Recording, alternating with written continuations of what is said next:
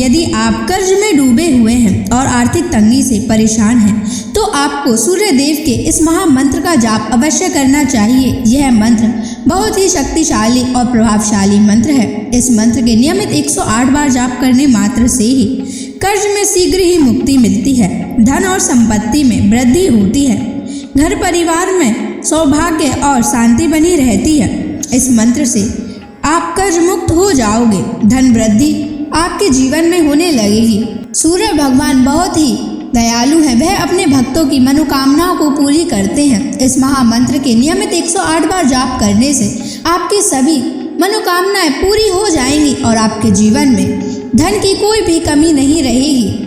आप अपने जीवन में उन्नति प्राप्त करेंगे, आपको हमेशा सफलता ही प्राप्त होगी। इसलिए प्यारे भक्तों, इस मंत्र को साधारण समझने की गलती बिल्कुल भी ना करें। यह मंत्र बहुत ही प्रभावशाली मंत्र है। इस मंत्र का प्रभाव तुरंत ही दिखाई देने लगता है। अगर आप सच्ची श्रद्धा के साथ इस मंत्र का नियमित 108 बार जाप करेंगे तो आपका जीवन खुशियों से भर जाएगा और आपके जीवन में कभी भी धन की कमी नहीं आएगी। इसलिए प्यारे भक्तों, इस मंत्र का नियमित 108 बार जाप करें और पूरी श्रद्धा के साथ करें। अगर आप सूर्य देव का आशीर्वाद प्राप्त करना चाहते हैं तो इस वीडियो को लाइक और चैनल को सब्सक्राइब जरूर कर दीजिए और कमेंट बॉक्स में जय सूर्य देव अवश्य लिख दीजिए। तो चलिए भक्तों, मंत्र का जाप करना प्रारंभ करते हैं। ओम ह्रीं श्रीं सूर्याय सहस्र तेजसे महाधन प्रदायकाय नमः। ओम ह्रीं श्रीं सूर्याय सहस्र तेजसे महाधन प्रदायकाय नमः। ओम ह्रीं श्रीं सूर्याय सहस्र तेजसे महाधन प्रदायकाय नमः। ओम ह्रीं श्रीं सूर्याय सहस्र तेजसे महाधन प्रदायकाय नमः। ओम ह्रीं श्रीं सूर्याय सहस्र तेजसे महाधन प्रदायकाय नमः।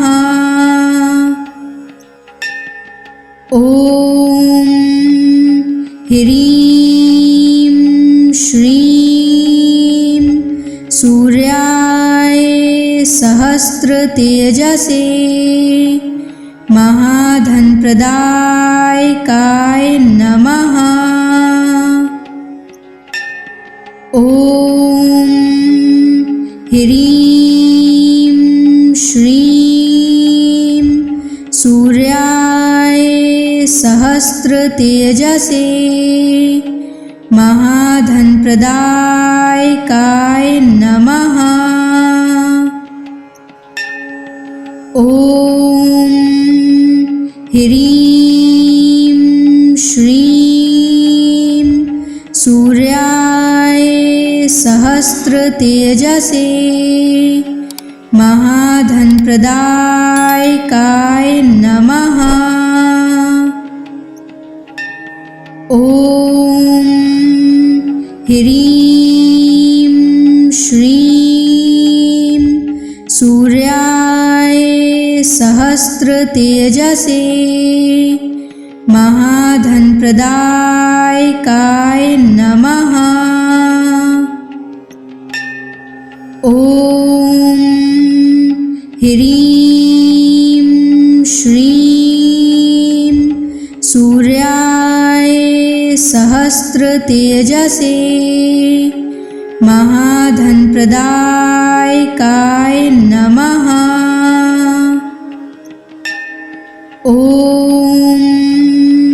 ह्रीं श्रीं सूर्याय सहस्रतेजसे महाधनप्रदायकाय नमः। ॐ ह्रीं श्रीं सूर्याय सहस्रतेजसे महाधनप्रदायकाय नमः। ॐ ह्रीं श्रीं सूर्याय सहस्रतेजसे महाधनप्रदायकाय नमः। ॐ ह्रीं श्रीं सूर्याय सहस्रतेजसे महाधनप्रदायकाय नमः। ॐ ह्रीं श्रीं सूर्याय सहस्रतेजसे महाधनप्रदायकाय नमः। ॐ ह्रीं श्रीं सूर्याय सहस्रतेजसे महाधनप्रदायकाय नमः। ॐ ह्रीं श्रीं सूर्याय सहस्रतेजसे महाधनप्रदायकाय नमः। ॐ ह्रीं श्रीं सूर्याय सहस्रतेजसे महाधनप्रदायकाय नमः। ॐ ह्रीं श्रीं सूर्याय सहस्रतेजसे महाधनप्रदायकाय नमः। ॐ ह्रीं श्रीं सूर्याय सहस्रतेजसे महाधनप्रदायकाय नमः। ॐ ह्रीं श्रीं सूर्याय सहस्रतेजसे महाधनप्रदायकाय नमः। ॐ ह्रीं श्रीं सूर्याय सहस्रतेजसे महाधनप्रदायकाय नमः। ॐ ह्रीं श्रीं सूर्याय सहस्रतेजसे महाधनप्रदायकाय नमः। ॐ ह्रीं श्रीं सूर्याय सहस्रतेजसे महाधनप्रदायकाय नमः। ॐ ह्रीं श्रीं सूर्याय सहस्रतेजसे महाधनप्रदायकाय नमः। ॐ ह्रीं श्रीं सूर्याय सहस्रतेजसे महाधनप्रदायकाय नमः। ॐ ह्रीं श्रीं सूर्याय सहस्रतेजसे महाधनप्रदायकाय नमः। ॐ ह्रीं श्रीं सूर्याय सहस्रतेजसे महाधनप्रदायकाय नमः। ॐ ह्रीं श्रीं सूर्याय सहस्रतेजसे महाधनप्रदायकाय नमः। ॐ ह्रीं श्रीं सूर्याय सहस्रतेजसे महाधनप्रदायकाय नमः। ॐ ह्रीं श्रीं सूर्याय सहस्रतेजसे महाधनप्रदायकाय नमः। ॐ ह्रीं श्रीं सूर्याय सहस्रतेजसे महाधनप्रदायकाय नमः। ॐ ह्रीं श्रीं सूर्याय सहस्रतेजसे महाधनप्रदायकाय नमः। ॐ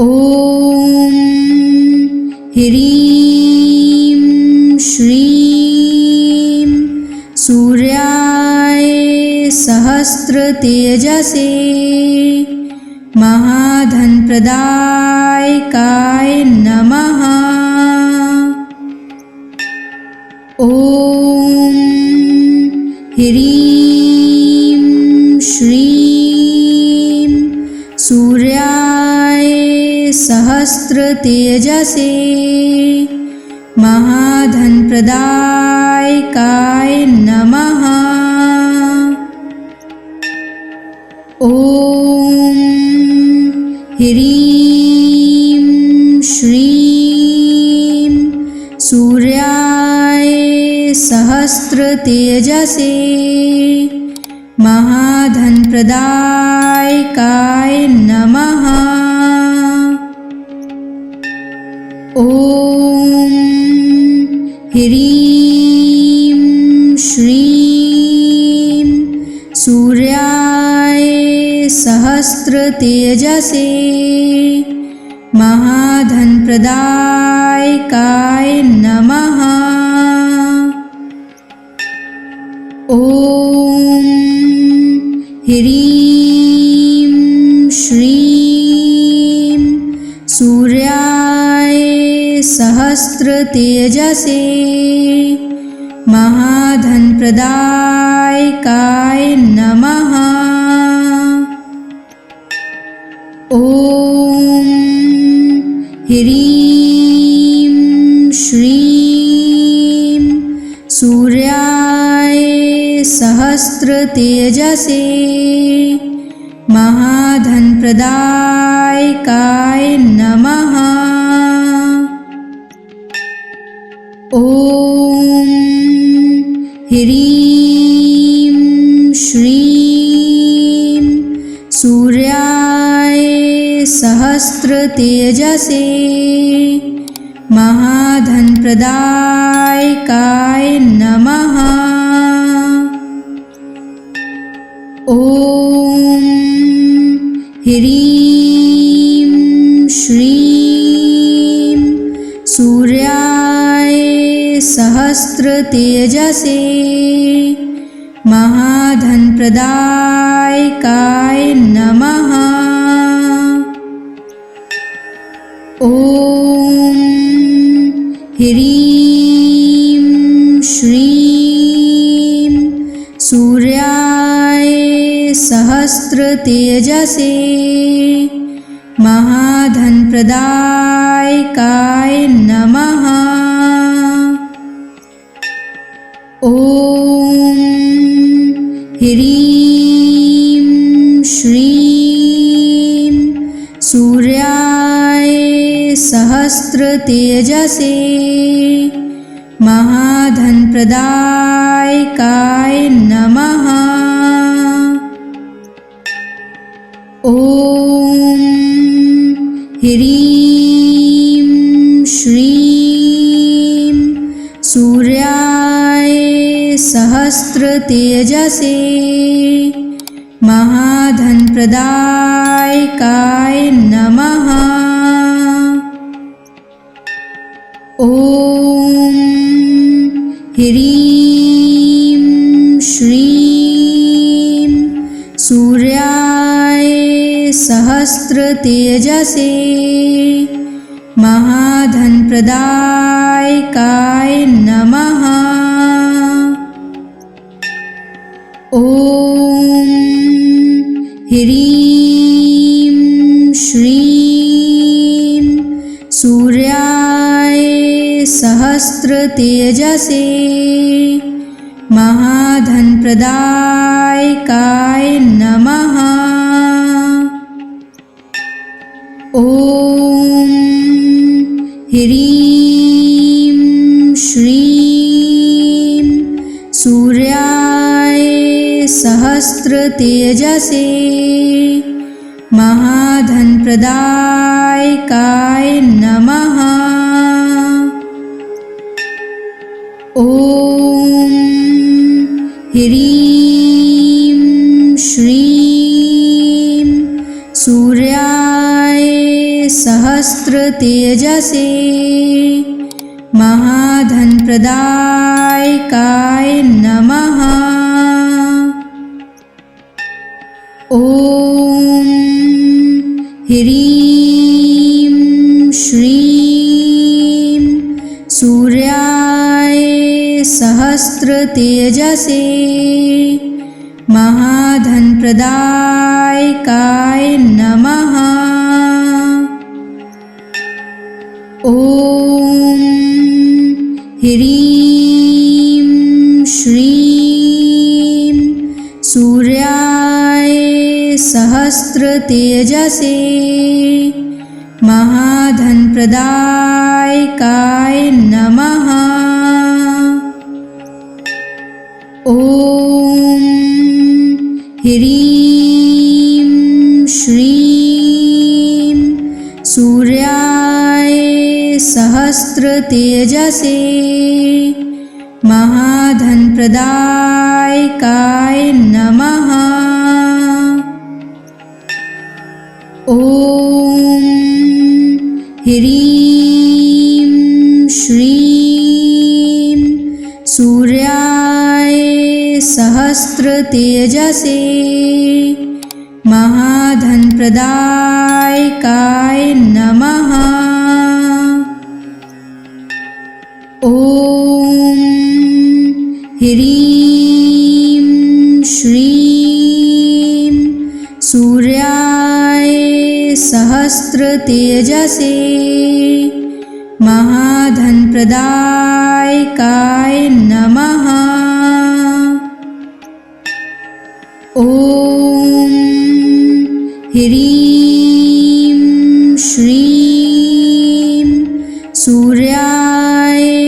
सहस्रतेजसे महाधनप्रदायकाय नमः।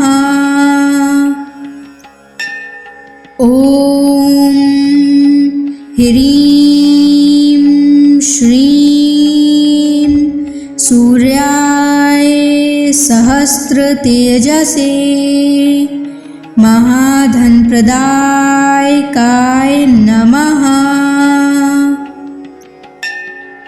ॐ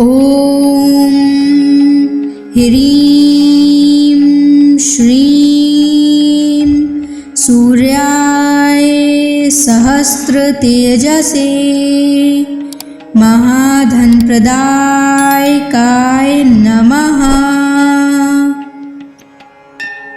ॐ ह्रीं श्रीं सूर्याय सहस्रतेजसे महाधनप्रदायकाय नमः। ॐ ह्रीं श्रीं सूर्याय सहस्रतेजसे महाधनप्रदायकाय नमः।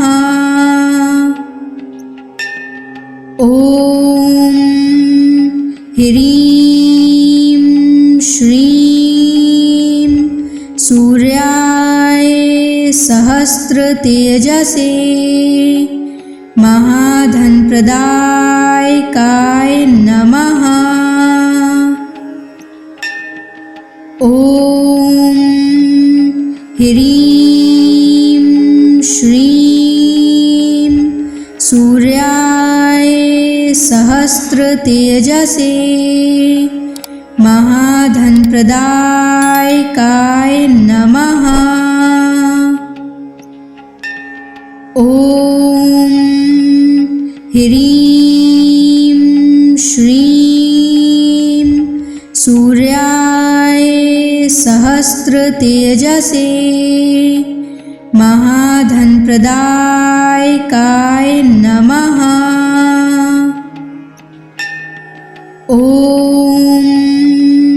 ह्रीं श्रीं सूर्याय सहस्रतेजसे महाधनप्रदायकाय नमः।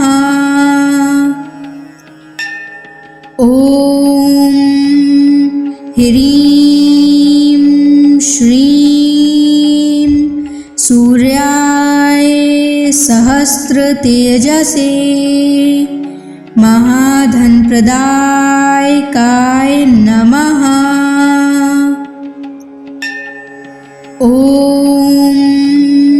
ह्रीं श्रीं सूर्याय सहस्रतेजसे महाधनप्रदायकाय नमः। ॐ ह्रीं श्रीं सूर्याय सहस्रतेजसे महाधनप्रदायकाय नमः। ॐ ह्रीं श्रीं सूर्याय सहस्रतेजसे महाधनप्रदायकाय नमः। ॐ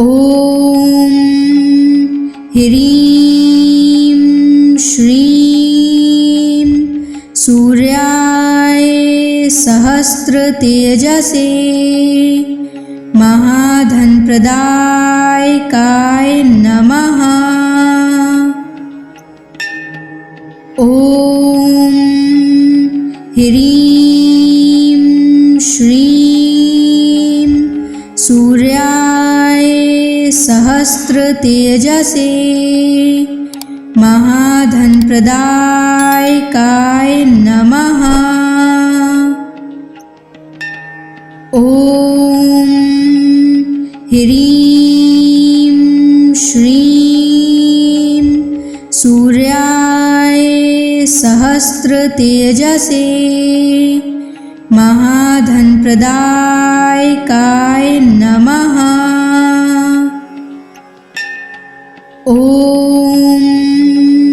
ह्रीं श्रीं सूर्याय सहस्रतेजसे महाधनप्रदायकाय नमः। ॐ ह्रीं श्रीं सूर्याय सहस्रतेजसे महाधनप्रदायकाय नमः। ॐ ह्रीं श्रीं सूर्याय सहस्रतेजसे महाधनप्रदायकाय नमः। ॐ ह्रीं श्रीं सूर्याय सहस्रतेजसे महाधनप्रदायकाय नमः। ॐ ह्रीं श्रीं सूर्याय सहस्रतेजसे महाधनप्रदायकाय नमः। ॐ ह्रीं श्रीं सूर्याय सहस्रतेजसे महाधनप्रदायकाय नमः। ॐ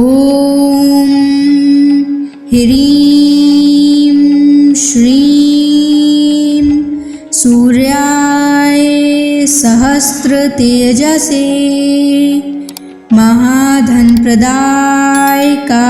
नमः। ॐ ह्रीं श्रीं सूर्याय सहस्रतेजसे महाधनप्रदायकाय नमः। ॐ ह्रीं श्रीं सूर्याय सहस्रतेजसे महाधनप्रदायकाय नमः। ॐ ह्रीं श्रीं सूर्याय सहस्रतेजसे महाधनप्रदायकाय नमः। ॐ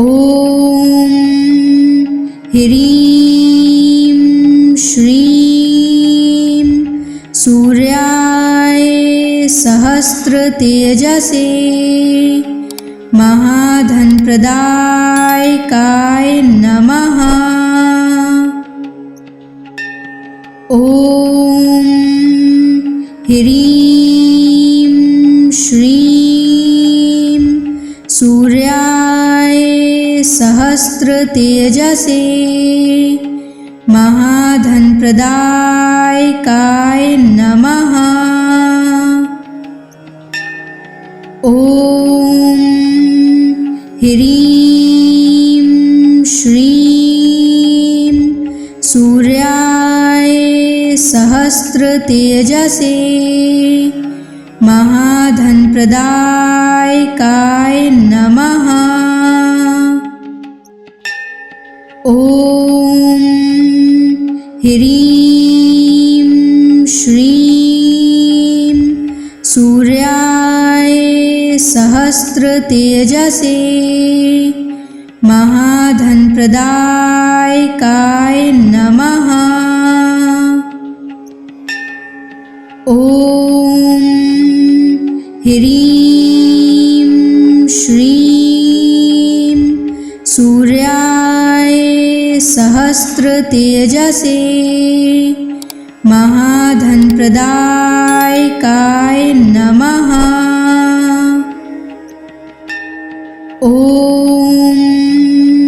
ह्रीं श्रीं सूर्याय सहस्रतेजसे महाधनप्रदायकाय नमः। ॐ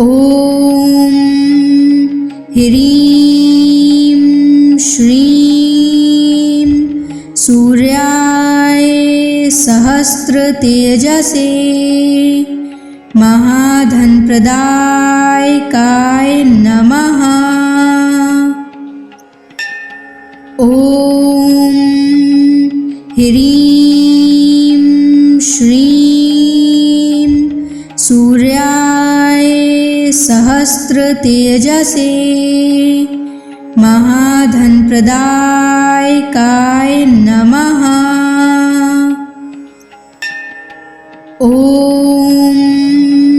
ह्रीं श्रीं सूर्याय सहस्रतेजसे महाधनप्रदायकाय नमः। ॐ ह्रीं श्रीं सूर्याय सहस्रतेजसे महाधनप्रदायकाय नमः। ॐ ह्रीं श्रीं सूर्याय सहस्रतेजसे महाधनप्रदायकाय नमः। ॐ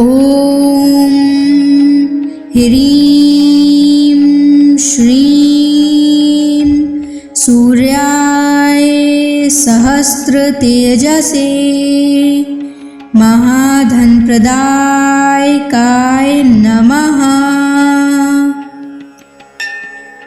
ॐ ह्रीं श्रीं सूर्याय सहस्रतेजसे महाधनप्रदायकाय नमः। ॐ ह्रीं श्रीं सूर्याय सहस्रतेजसे महाधनप्रदायकाय नमः। ॐ ह्रीं श्रीं सूर्याय सहस्रतेजसे महाधनप्रदायकाय नमः। ॐ ह्रीं श्रीं सूर्याय सहस्रतेजसे महाधनप्रदायकाय नमः। ॐ ह्रीं श्रीं सूर्याय सहस्रतेजसे महाधनप्रदायकाय नमः। ॐ ह्रीं श्रीं सूर्याय सहस्रतेजसे महाधनप्रदायकाय नमः। ॐ ह्रीं श्रीं सूर्याय सहस्रतेजसे महाधनप्रदायकाय नमः। ॐ ह्रीं श्रीं सूर्याय सहस्रतेजसे महाधनप्रदायकाय नमः। ॐ ह्रीं श्रीं सूर्याय सहस्रतेजसे महाधनप्रदायकाय नमः। ॐ ह्रीं श्रीं सूर्याय सहस्रतेजसे महाधनप्रदायकाय नमः। ॐ ह्रीं श्रीं सूर्याय सहस्रतेजसे महाधनप्रदायकाय नमः। ॐ ह्रीं श्रीं सूर्याय सहस्रतेजसे महाधनप्रदायकाय नमः। ॐ ह्रीं श्रीं सूर्याय सहस्रतेजसे महाधनप्रदायकाय नमः। ॐ ह्रीं श्रीं सूर्याय सहस्रतेजसे महाधनप्रदायकाय नमः। ॐ ह्रीं श्रीं सूर्याय सहस्रतेजसे महाधनप्रदायकाय नमः।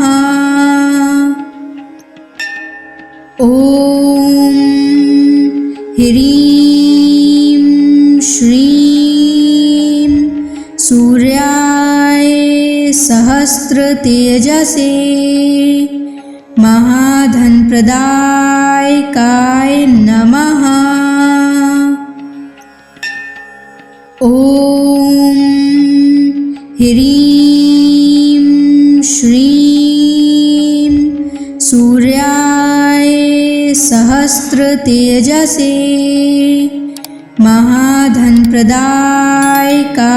नमः।